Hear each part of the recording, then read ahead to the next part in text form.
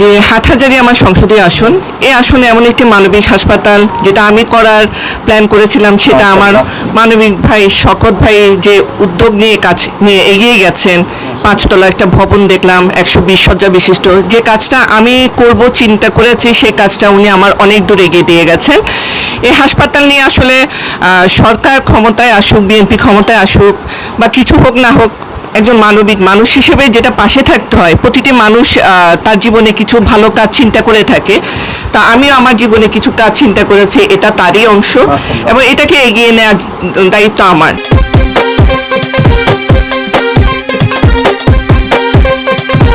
আজকে আমরা অত্যন্ত আনন্দিত যে আজকে আমাদের মাঝে একজন মানবিক মানুষ, ওনার অনন্য পরিচয় হচ্ছে উনি একজন মানবিক মানুষ এবং আমরা ওনার জন্য খুবই অপেক্ষমান ছিলাম যে হয়তো বা নানাবিধ ব্যস্ততার কারণে সময় করে ওঠাটা একটু কষ্টসাধ্য ছিল, কিন্তু অবশেষে আলটিমেটলি আমরা সফল হয়েছি এবং আমরা যে মানুষটিকে খুবই অন্তর থেকে শ্রদ্ধা করি এবং ভালোবাসি এবং উনিও আমাদেরকে যথেষ্ট স্নেহ করেন এবং আমরা আমাদের প্রিয় শ্রদ্ধেয় আপু শাকিরা ফারজান আপুকে আজকে আমাদের এই বেয়ারিশ হাসপাতালে আমাদের সাথে উনি আগে থেকেই ছিল এবং বর্তমানেও রয়েছে এবং ভবিষ্যতেও আরও ভালো কোনো পর্যায় থেকে আমাদেরকে সর্বোচ্চ সহযোগিতাটা করবে। আমাদেরকে বলতে বেয়ারিশ মানুষদেরকে যাদের রাস্তা থেকে কুড়িয়ে নিয়ে আসা হয়, ড্রেনের ডাস্টবিনে পচে গলে ম্যাগট হয়ে শরীরের বিভিন্ন জায়গায় পচন ধরছে এবং সরকারি মেডিকেল কলেজগুলো থেকেও যাদেরকে ড্রেনে ফেলে দেওয়া হয়, এই চাক্ষুষ সাক্ষী আমরা।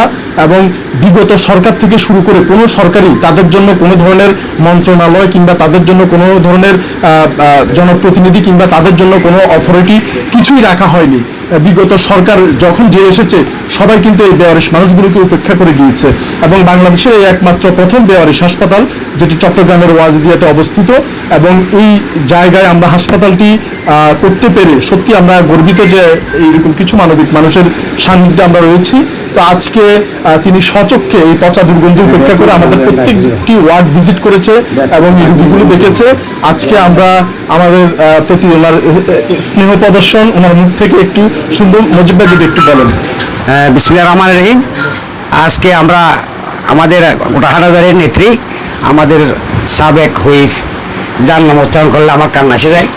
আমি ওনার বসেছিলাম একসময়, এখন ওনার সুযোগ্য কন্যা হাটহাজারীর 5-এর আংশিক বাইজিতের নেত্রী আমাদের বেঁচে শাকিরা ফারজানা আংটি রাখতে হবে, আমি আজ রাখতে পারতেছি না, যেহেতু আমাদের সেই তবিদুল আমি দাদা বলে সম্বোধন করতাম। আজকে বেয়ারিশ হাসপাতালে আনার জন্য খুব উদ্যোগ গেছিলাম। আজকে আমরা ওনার থেকে বেশি কিছু আমরা আশা করবো না, যখন আল্লাহ রহমত উনি নির্বাচিত হয়ে যাবেন এই বেয়ারিশ হাসপাতালকে সবসময় ওনার নজর লাগবে, আমি ওয়াদা করতে পারি।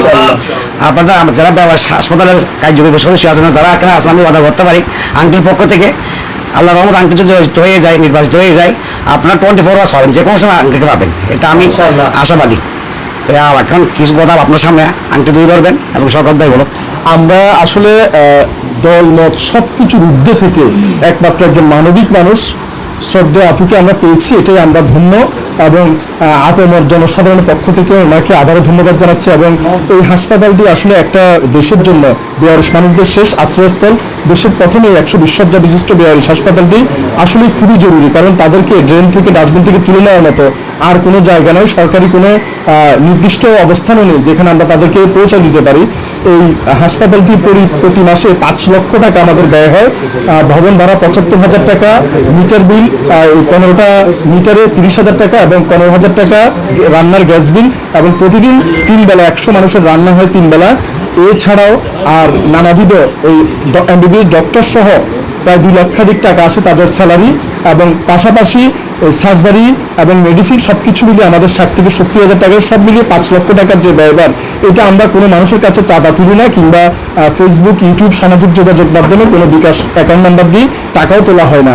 শুধুমাত্র স্বেচ্ছায় কেউ যদি এটার সাথে সংশ্লিষ্ট থাকতে চায়, শুধুমাত্র সেক্ষেত্রেই এটার সাথে থাকার সুযোগ রয়েছে। তো আমরা আমাদের মাটি এবং মানুষের নেতা এবং আমাদের খুবই প্রিয় একজন মানবিক মানুষ আমাদের শ্রদ্ধা আপু শাকিরা ফারজানা আপুকে অনুরোধ জানাচ্ছি এই হাসপাতালের প্রয়োজনীয়তা এবং এটার পাশে উনি আমাদের অতীতের মতো বর্তমানে এবং ভবিষ্যতেও থাকবে, এই স্নেহটা যদি আমাদেরকে দেন। আসসালামু আলাইকুম। আমি আসলে বেয়ারিশ ট্রিটমেন্ট অ্যান্ড রিহ্যাবিলিটেশন সেন্টারে এসে একটু কষ্টও পাচ্ছি, আবার আনন্দিত এই জন্য যে হাটহাজারী আমার সংসদীয় আসন, এই আসনে এমন একটি মানবিক হাসপাতাল যেটা আমি করার প্ল্যান করেছিলাম, সেটা আমার মানবিক ভাই শকত ভাই যে উদ্যোগ নিয়ে কাজ নিয়ে এগিয়ে গেছেন। 5 তলা একটা ভবন দেখলাম, 120 শয্যা বিশিষ্ট। যে কাজটা আমি করব চিন্তা করেছি, সেই কাজটা উনি আমার অনেক দূর এগিয়ে দিয়ে গেছেন। এই হাসপাতাল নিয়ে আসলে সরকার ক্ষমতায় আসুক, বিএনপি ক্ষমতায় আসুক বা কিছু হোক না হোক, একজন মানবিক মানুষ হিসেবে যেটা পাশে থাকতে হয়, প্রতিটি মানুষ তার জীবনে কিছু ভালো কাজ চিন্তা করে থাকে। তা আমিও আমার জীবনে কিছু কাজ চিন্তা করেছি, এটা তারই অংশ এবং এটাকে এগিয়ে নেওয়ার দায়িত্ব আমার। আর আমাদের জাতীয়তাবাদী দলের আজকে 31 দফার লিফলেট বিতরণে আমি আসছি, যেখানে 26 নম্বর দফায় আপনারা দেখতে পাবেন যেখানে সবার জন্য স্বাস্থ্য একটি দফা রেখেছে। সেখানে আমাদের দলও এ বিষয়ে অনেক চিন্তা পরিকল্পনা আছে এবং আমিও ইনশাল্লাহ দলের হয়ে কাজ করে যাব এবং একজন মানবিক মানুষ হিসেবে যে কাজ করতে হয় এই হাসপাতালের জন্য, সেই কাজের জন্য আমাকে সকল সময়, আমি যতক্ষণ বেঁচে আছি আমাকে পাবেন ইনশাল্লাহ। সবাই ভালো থাকবেন, আরো ভালো কাজ করি, আমরা সবাই মিলে করি আমরা আমাদের অভিভাবক হিসেবে আজকে থেকে আমরা আপনাকে চাচ্ছি ইনশাল্লাহ। ইনশাল্লাহ আমি অভিভাবক হয়ে আর যাই হয়ে আমি থাকবো, এই হাসপাতালের পাশে আমি থাকবো ইনশাল্লাহ। ইনশাআল্লাহ আমরা খুবই আনন্দিত এবং আপ্লুত। এর আগে অসংখ্য মানুষজন এসেছে, আসলে কথাই দিয়ে যায় কিন্তু কথা রাখে না, কিন্তু আমরা আমাদের মন থেকে যাকে সবচেয়ে ভালোবাসি এবং যার জন্য সবসময় অপেক্ষমান, ওনাকে আজকে পেয়ে আমরা আনন্দিত এবং ওনাকে নিয়ে ইনশাআল্লাহ আমরা সামনে যেটি এটি বাংলাদেশের মধ্যে মাথা তুলে এই হাসপাতালটি নিয়ে আমরা দাঁড়াতে পারি, বেয়ারিশ মানুষের শেষ আশ্রয়স্থল যাতে হয় এবং বেয়ারিশ মানুষদের অভিভাবক হিসেবে আমরা যাতে আমাদের শ্রদ্ধা আপুকে সাথে নিয়ে ইনশাআল্লাহ আগামী মানবিক বাংলাদেশ রচনা করব, এই তত্ত্বে সবাই দোয়া করবেন, বেয়ারিশ হাসপাতালে ভিজিট করবেন। ধন্যবাদ সবাইকে। বাংলাদেশের প্রথম বেয়ারিশ হাসপাতাল থেকে আসসালামু আলাইকুম ওয়া রাহমাতুল্লাহি ওয়া বারাকাতুহু।